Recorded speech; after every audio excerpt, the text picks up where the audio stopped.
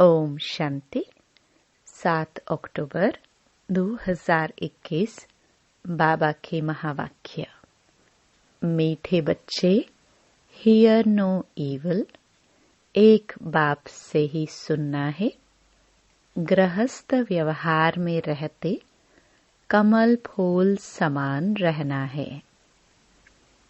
प्रश्न: किस खेल को यथार्थ रीति जानने वाले बच्चे कभी मूंझ नहीं सकते हैं?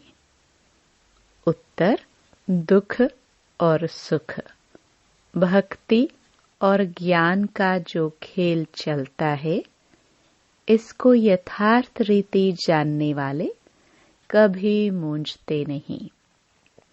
तुम जानते हो, भगवान किसी को दुख नहीं देता। वह है दुख हरता सुख करता।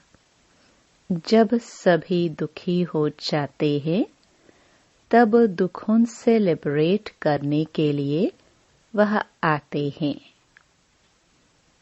गीत: यह कौन आज आया सवेरे सवेरे। ओम शांति। बच्चों ने क्या सुना? भक्ति का गीत। भक्ति को अंग्रेजी में फिलॉसफी कहते हैं। टाइटल मिलते हैं डॉक्टर ऑफ फिलॉसफी। अब फिलॉसफी, भक्ति तो छोटे बड़े मनुष्य सब जानते हैं। कोई से भी पूछो ईश्वर कहाँ रहते हैं, तो कह देंगे सर्वव्यापी है। यह भी फिलॉसफी हुई ना।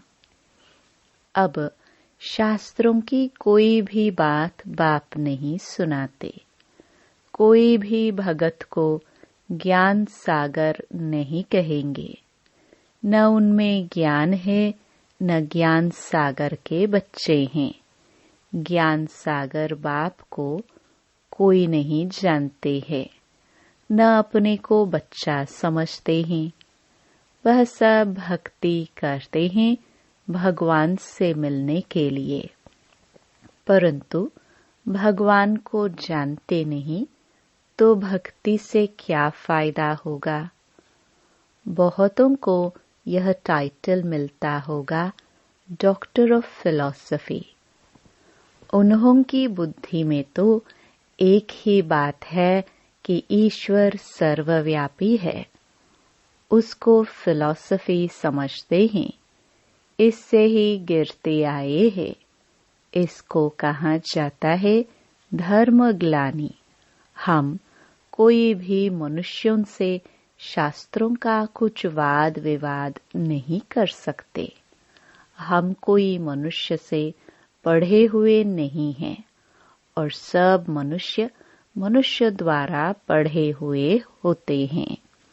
वेद शास्त्र आदि सब मनुष्य से ही पढ़ते हैं।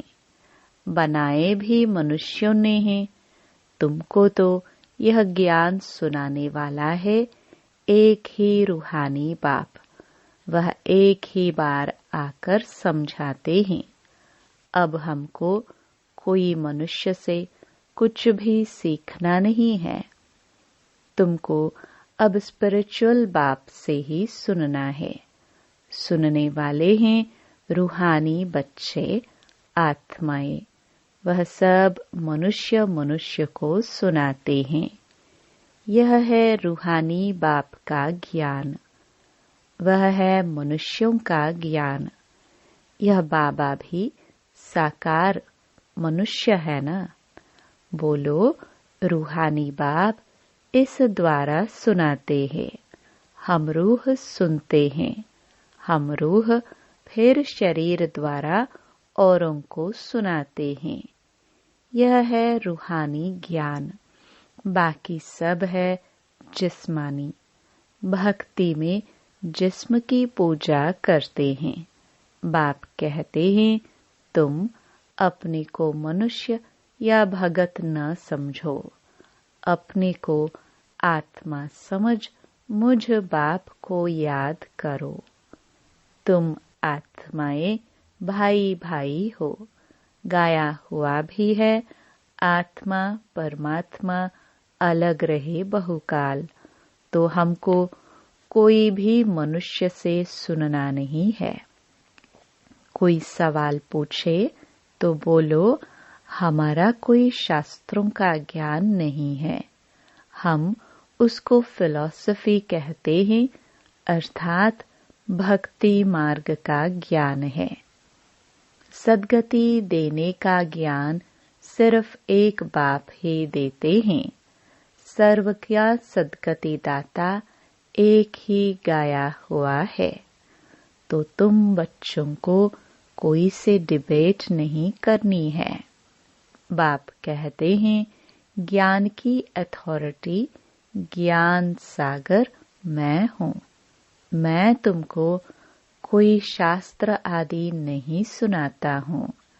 हमारा यह है रूहानी ज्ञान, बाकी सब है जिस्मानी ज्ञान। वह सत्संग आदि सब भक्ति मार्ग के लिए हैं। यह रूहानी बाप बैठ रूहों को समझाते हैं, इसलिए देही अभिमानी बनने में बच्चों को मेहनत लगती है। हम आत्माएं बाप से वर्षा लेती हैं।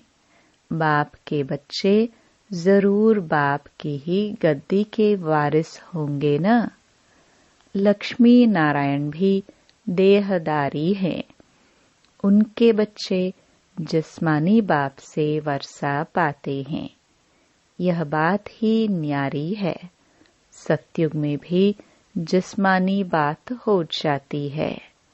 वहाँ यह नहीं कहेंगे कि रूहानी बाप से वर्षा मिलता है, देह अभिमान को तोड़ना है।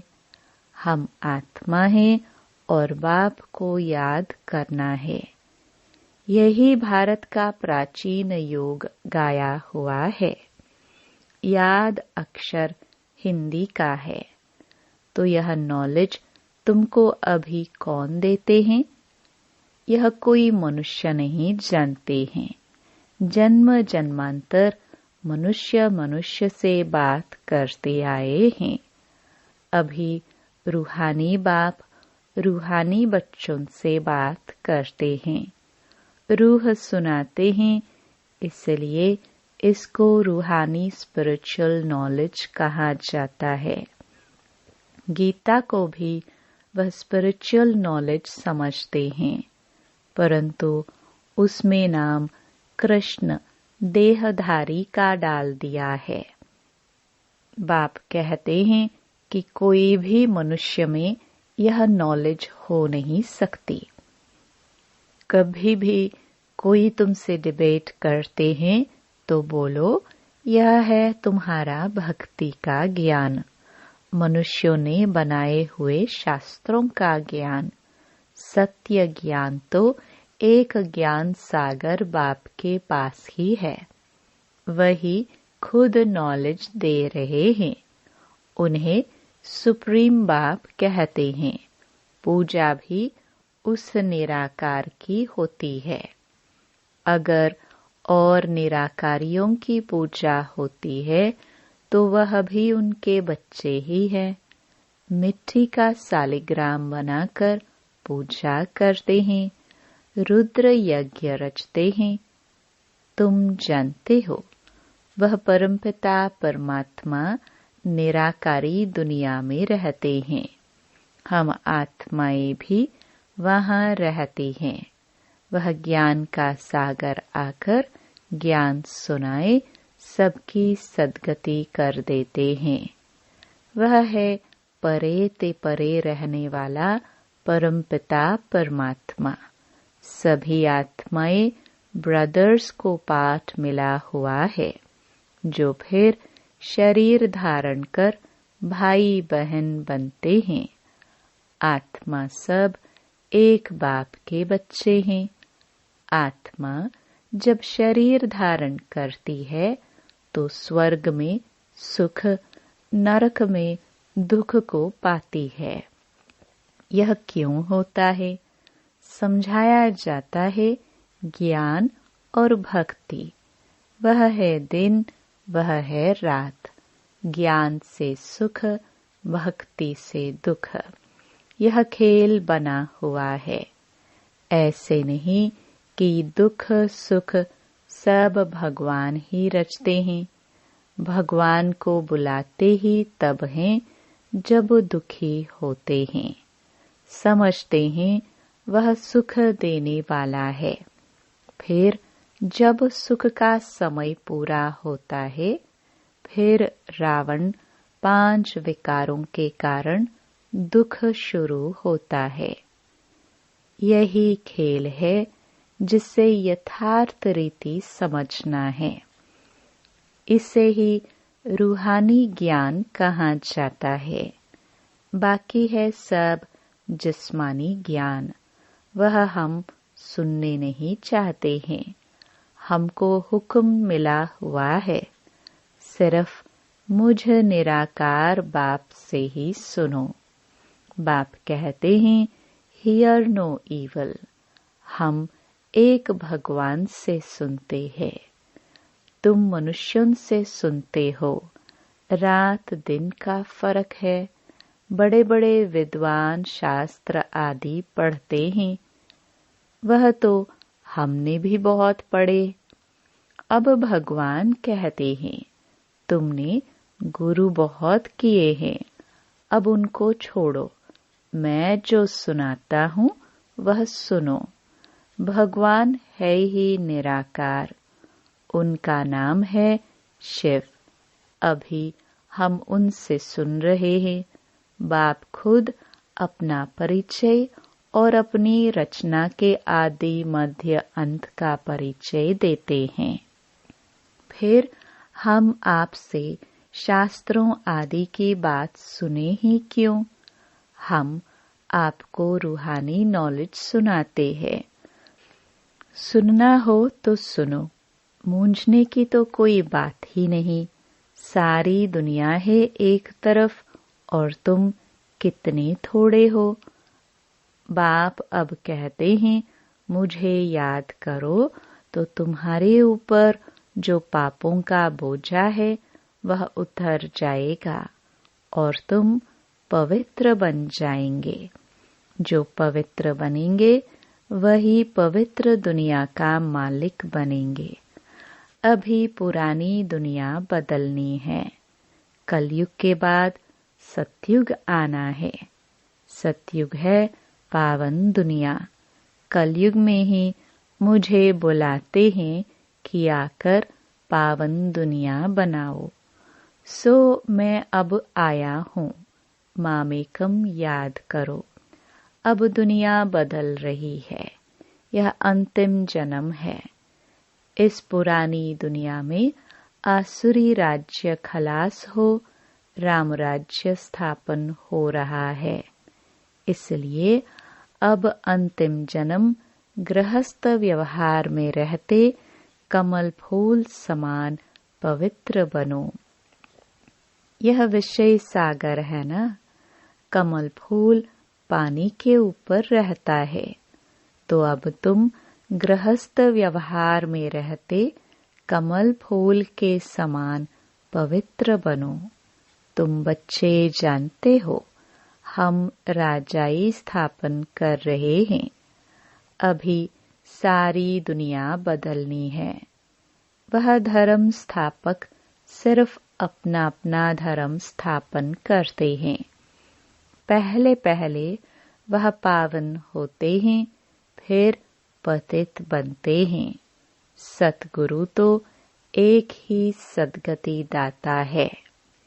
मनुष्य गुरु करते ही तब हैं जब सद्गति में जाना चाहते हैं। जब पाप बहुत होते हैं तब रूहानी बाप ज्ञान सुनाते हैं। भक्ति का फल ज्ञान तुमको भगवान से मिलता है।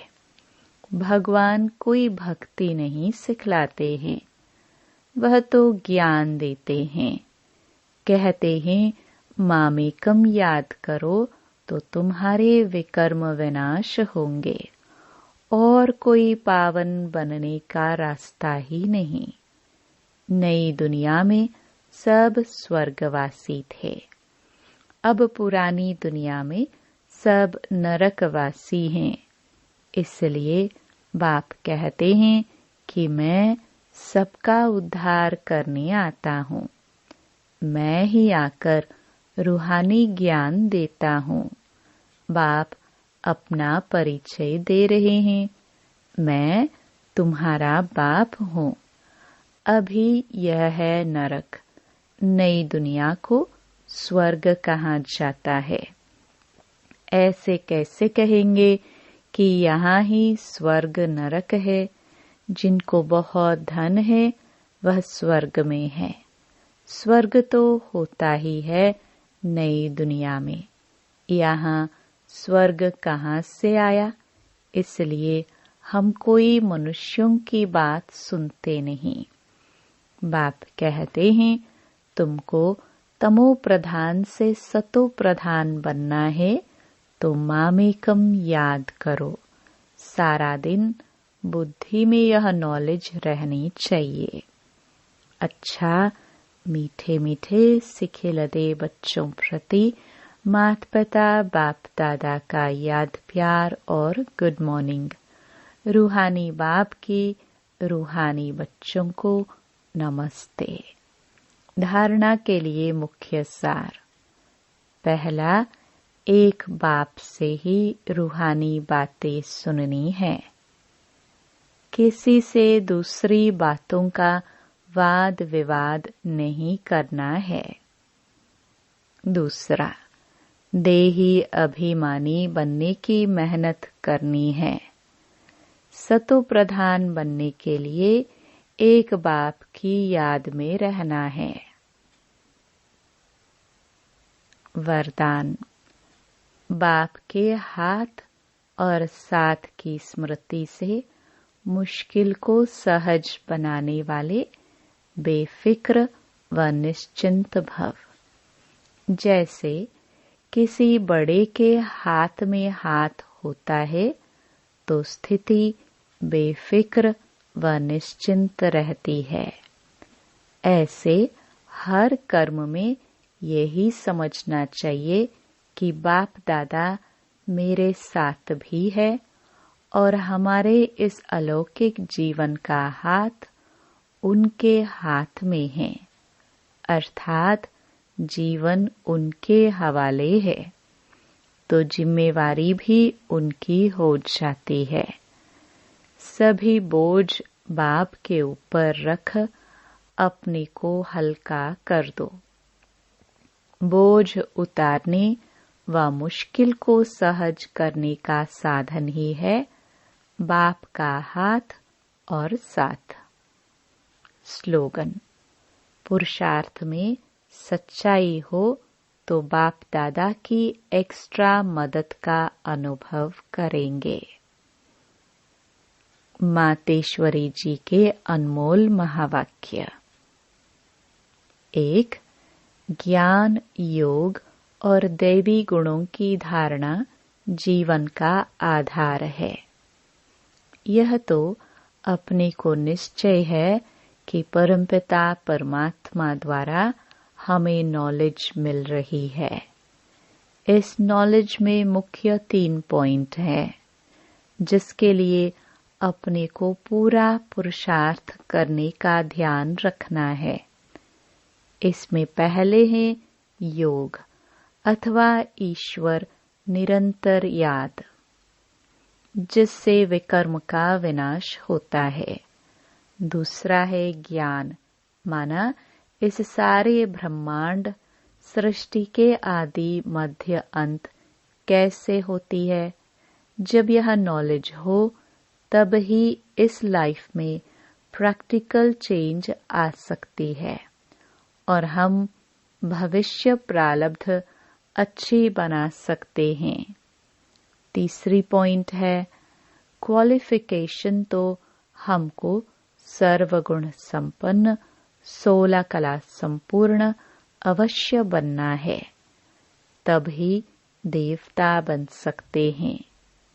तो अपने आप को चलते फिरते खाते पीते इन तीनों पॉइंट पर ध्यान देना जरूरी है।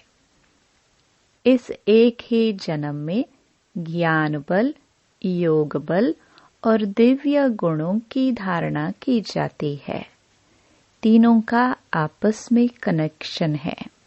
ज्ञान बिगर योग नहीं लग सकता और योग बिगर दिव्य गुणों की धारणा नहीं होती। इन तीनों पॉइंट पर सारी जीवन का आधार है। तभी विकर्मों का खाता खलास हो, अच्छे कर्म बनते हैं।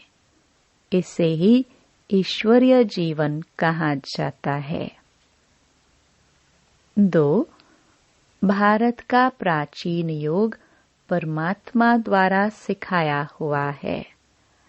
अपना यह ईश्वरीय योग भारत में प्राचीन योग के नाम से मशहूर है। इस योग को अविनाशी योग क्यों कहते हैं?